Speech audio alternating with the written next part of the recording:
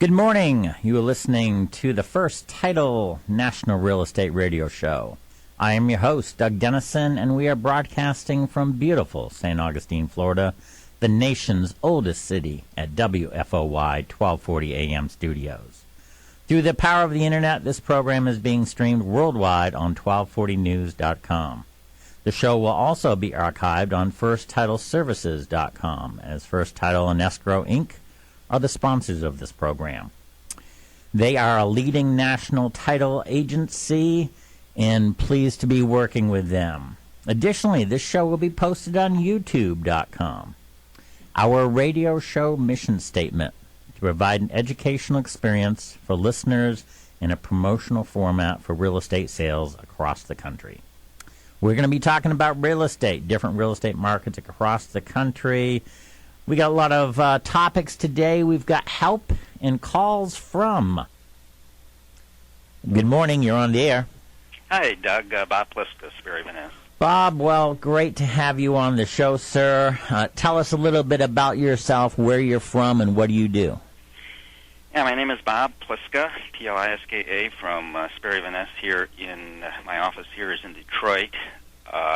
We do buy, sell, lease, finance, auction commercial real estate properties, and I have 175 affiliates across the country, all under the Sperry Van Ness umbrella.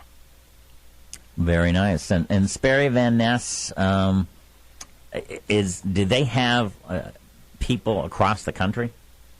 Yes. Again, we have 175 locations. Okay. Again, the plus with Sperry Van Ness is versus some of the other national firms is we not only have offices in the major cities like Chicago and Dallas and L.A. and so forth, but we also have many small secondary, tertiary markets. Some of our biggest offices, our biggest producers, are coming from our smaller offices, like places like Salisbury, Maryland, and Fort Wayne, Indiana, and Fort Collins, Colorado, that many of the larger firms don't have. So we can pretty much cover the country because of our spread throughout the country.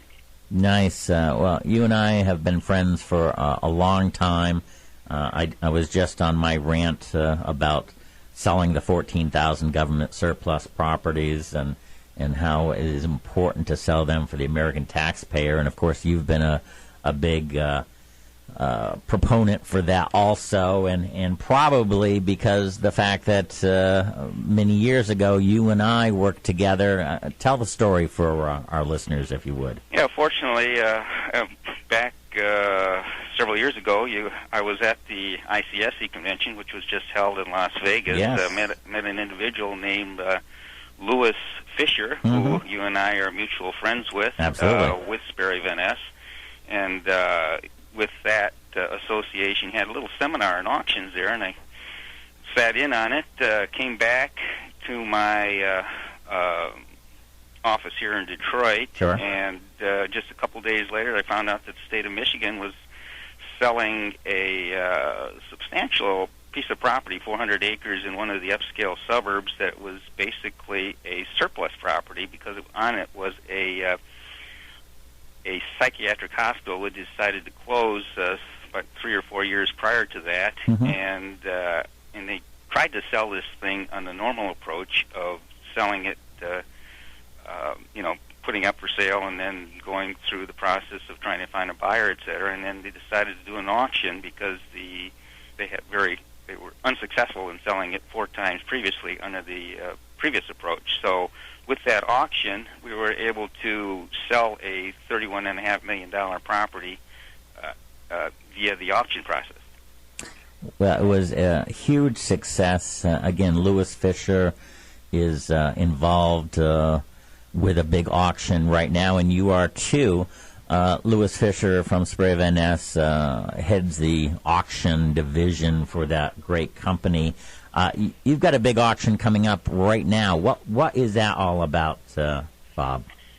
Yeah, it's an auction put together by, I think, Louis Fisher and Jerry Anderson of our firm, who basically we were able to get around $400 million of property in this, 150 properties, of which Jerry is the chairman and Louis is basically handling a lot of the areas of the auction. Mm-hmm. And we've combined with several other, quite a few other of the brokerage firms across the country and putting together some really quality properties.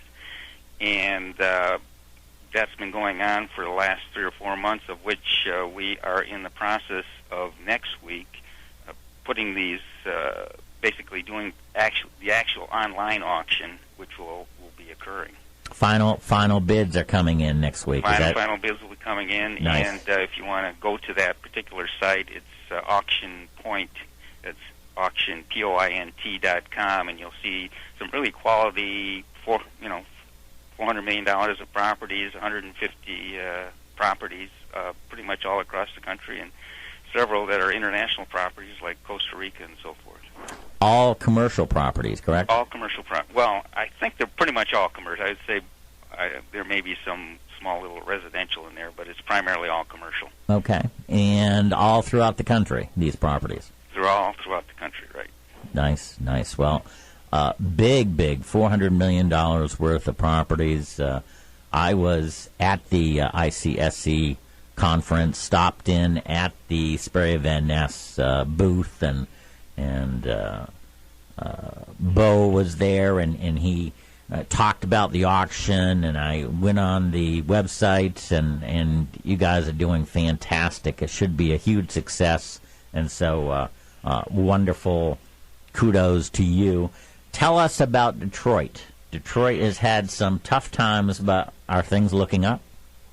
Yes, Detroit went through a very, very difficult time, as you know, in 2008 and 2009, where the auto industries were doing extremely poorly, and as a result, two of the big three filed bankruptcy, and Ford was probably the one that did not. But still, the huge issue was the auto industry was in a very dire straits in 2008 and 2009, and from that, it's been absolutely a complete turnaround.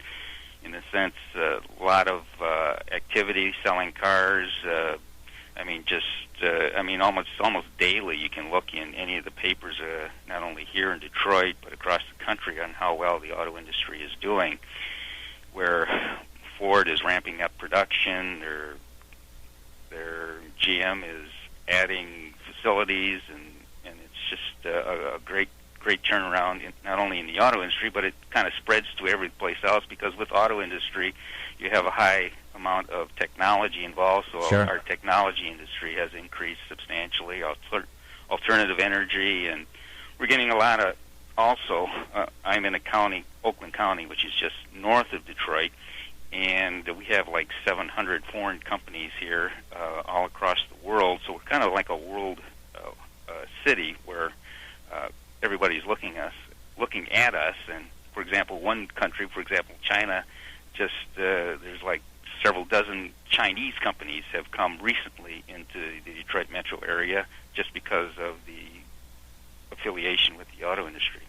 Wow, very, very nice. And so when there's jobs, that means that residential is going to go up too, and again, if there is jobs and new companies coming in, that spurs on more commercial, which is right down your pipeline.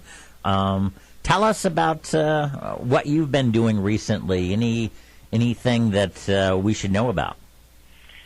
Well, again, a lot of the things that I've been doing is just because of the turnaround of the Detroit area. There's a lot of activity going on. For example, I just took over the leasing of a 700,000 square foot facility, and from that I can see from the type of tenants that I'm taking to that facility is, it's the 40,000, 50,000 square foot type tenants, which are coming from not only locations here in Detroit, but across the country and in the world. So you can see the activity that's coming in. The plus that we have here is we do have, because of the recession and the building that has occurred in prior years, we do have a lot of that space that's available for substantially reduced rates. For example, on this specific property that I'm working on, we're doing like a $10 gross rate, which you can't really get in other areas of the country for the quality of space that we have. It's institutional space. It has been really done up well and maintained well and so forth. So the big plus is you have this reduction in your operating costs by either buying a property that is still the prices are fairly low comparatively, and also if you want to lease, the lease rates are substantially low, which obviously reduces your operating costs. Well, very, very good. Now, tell me about what you think is going to happen in the future. Give me your crystal ball.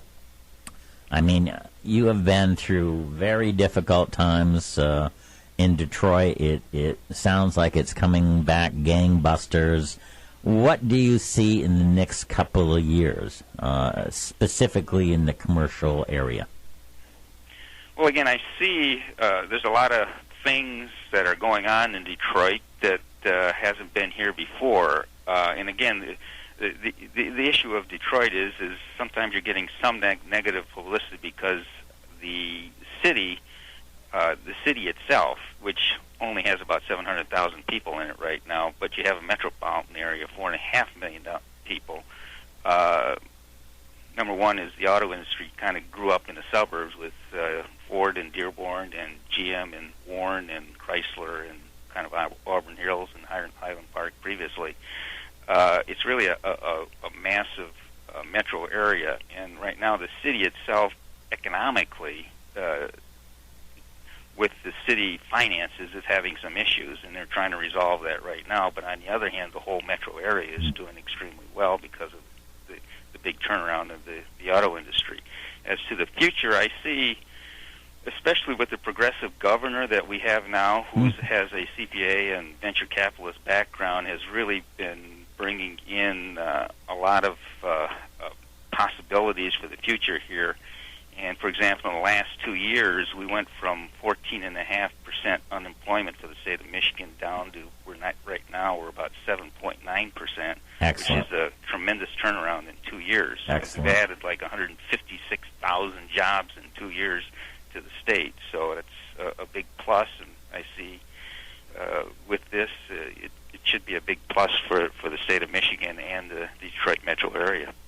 Well, I heard CPA, which brings me back to your background. How did you get into commercial real estate, sir? How did I get into?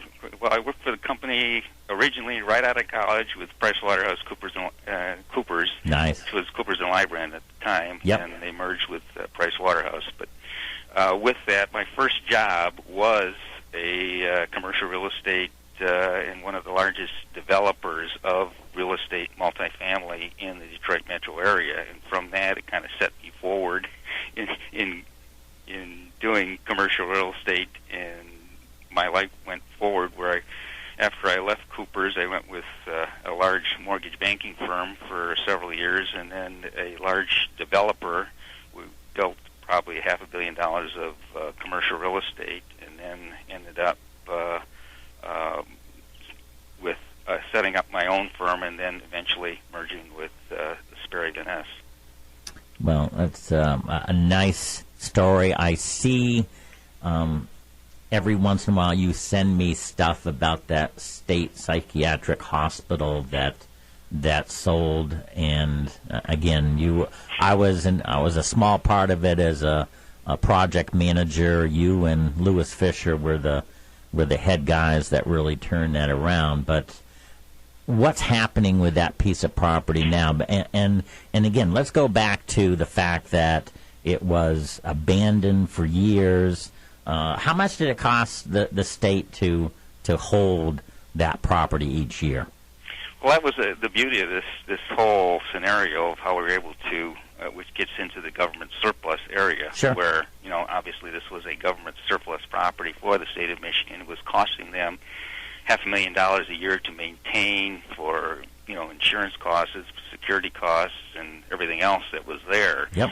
So the state was in a position where, we really got to get rid of this particular property because it's costing us $500,000 a year. And from putting the team together with Lewis and yourself and several other members of our Sperry Van Ness team, we were able to sell that property and brought the state the eventual sale price of $31.5 million, in addition to the potential of producing other income-producing properties on that property, which was right now there's a 100,000 square foot hospital going on that property. There's Whoa. 80,000 square feet of commercial retail space going in, and potentially I think there's like a senior housing project going on it. So you can see you're turning around a property that was sitting there just costing the state substantial dollars year after year after year, and you converted it into a revenue-producing property where they're not only producing income for the area, but also property taxes for Paying the city, taxes. and everything else that's a big plus. So it's a tremendous turnaround and a great positive, which again should be happening as I'm watching various articles across the country. I see that the government is finally getting its act together and starting to sell some of these properties and converting them and doing what we did on that particular property. Well, very nice. Bob, give us your contact information. You're the guy to see when you talk about real estate in the Detroit area. How can people get a hold of you? Okay, my name is Robert Pliska, Pliska, Sperry Van Ness here. My company is called Sperry Van Ness Property Investment Advisors. Phone number is 248-433-1400. My specific Michigan website is www.svnpia, which is Sperry Van Ness Property Investment Advisors.com, svnpia.com. And I'm on numerous social media sites under the handle of Pliska. Well, Bob, thank you so much for calling in. You have a wonderful weekend. Okay, Doug, thanks again, and I appreciate the opportunity to visiting with you, and you have a great show bringing in all these great commercial real estate people, which keeps me up to date. Hey, thanks, buddy. You take care. Okay, Doug, thanks. Bye-bye.